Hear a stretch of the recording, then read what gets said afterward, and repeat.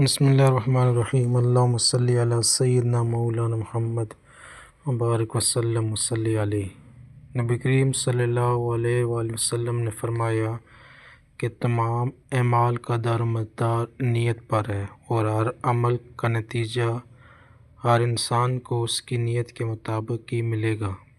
پس جس کی ہجرت دولت دنیا حاصل کرنے کے لیے ہو یا کسی عورت سے شادی کی غرض سے ہو، پس اس کی ہجرت ان ہی چیزوں کے لیے ہوگی جس کے حاصل کرنے کی نیت سے اس نے ہجرت کی ہے۔